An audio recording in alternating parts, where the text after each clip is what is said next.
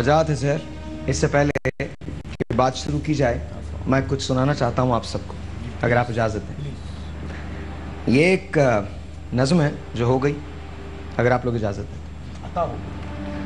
کالے سیاہ دھوئیں کے پیچھے چھپے ہوئے اثرات ہیں کیا؟ کالے سیاہ دھوئیں کے پیچھے چھپے ہوئے اثرات ہیں کیا؟ بھوت پریت چھلاوا سایہ آخر یہ جنات ہے کیا؟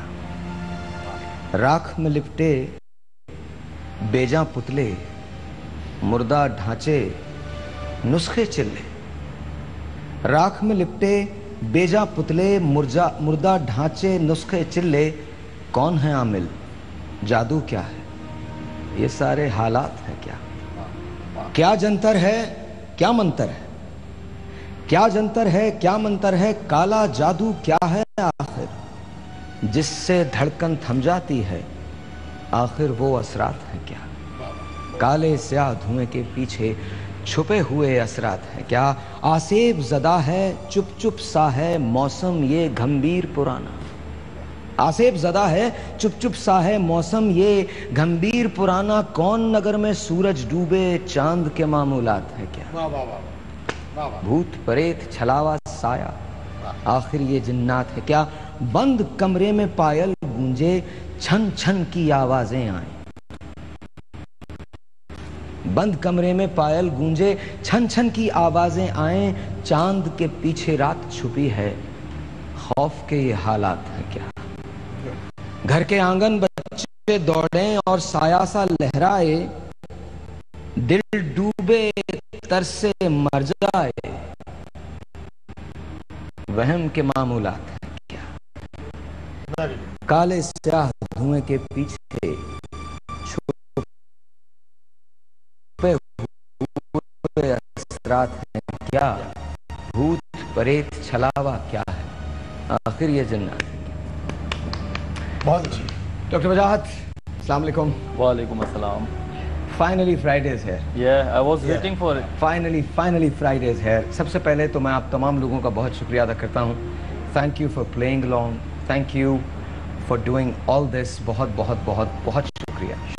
آج ہمارے پاس 1 2 3 4 اور ایک اور 5 ہیروز ہیں، اور ایک ٹیم ہے ہماری جس کی اصل محنت ہے، جس کی محنت، ٹیم سپر ہیرو ہے، میں آپ کے ساتھ اس میں شامل نہیں ہوں، میں سپر آپ ہیرو کا ہے۔ ہوسٹ ہوں، میں آپ کی طرف ہوں، باقی میری ٹیم جو ہے وہ سپر ہیرو۔ سب سے پہلے تو یہ آئیے ایک مرتبہ پھر ریکیپ کرتے ہیں، جنوں کے وجود سے کوئی انکار نہیں، کبھی بھی انکار ہو نہیں سکتا، ظاہر ہے جنات پائے جاتے ہیں۔ کیا روحیں بلوائی جا سکتی؟ اعوذ باللہ من الشیطان الرجیم، بسم اللہ الرحمن الرحیم۔ ساحر بھائی، روحوں کے متعلق اصل میں ہمیں جاننا یہ چاہیے کہ قرآن و حدیث نے نظریہ کیا دیا ہے، روحیں ہے کیا، اور روحوں کا وجود کیا ہے، اور روحوں کا وجود کب سے ہے۔ جب عالم دنیا میں انسان اتارا نہیں گیا تھا تو عالم ارواح میں روحیں موجود تھی، اور قرآن مجید فرقان حمید اس بات پر شاہد ہے۔ 3 پارے کی آیت ہے، وَإِذْ أَخَذَ اللَّهُ مِيثَاقَ النَّبِيِّينَ لَمَا آتَيْتُكُمْ، یہ ایک طویل آیت ہے۔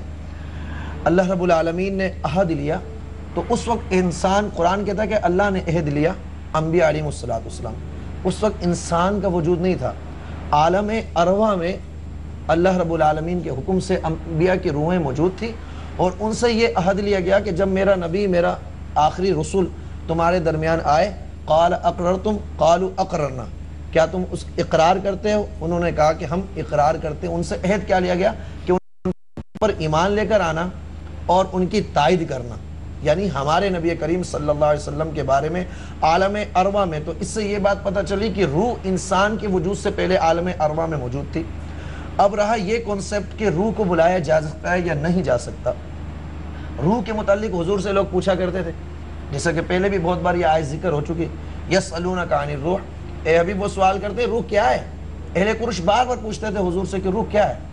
قل الروح من امر ربی، کہ روح امر ربی ہے، یعنی رب العالمین کا حکم ہے، اور ایک بات بحیثیت مسلمان کے ہمارے نظریے اور عقیدے کی ہے کہ امر ربی کو کبھی فنا نہیں ہے. امر ربی قائم و دائم ہے کیونکہ وہ رب کا حکم ہے. روح کیا چیز ہے اور موت کیا ہے اس کو بھی ہمارے لیے جاننا ضروری ہے. روح کا تعلق جسم کے ساتھ ہے اور موت نام ہے جسم سے روح کے علیحدہ ہو جانے کا.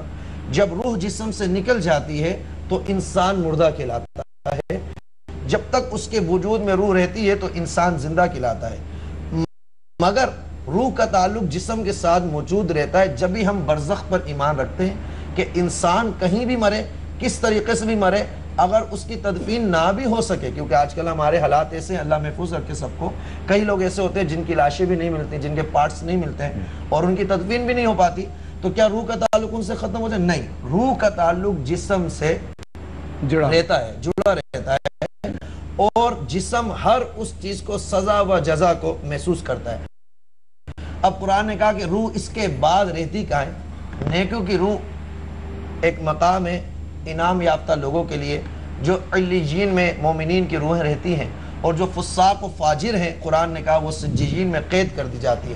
اب جو آپ کا سوال ہے اس پر میں آؤں گا کہ روحوں کو بلایا جا سکتا ہے یا نہیں جا سکتا. قرآن اور حدیث دیکھیں, بعض باتیں ایسی ہوتی ہیں جو ما ورائے عقل ہوتی ہیں کہ ہماری عقلوں میں سمجھ نہیں آتی مگر ہمیں اس کو تسلیم کرنا پڑتا ہے.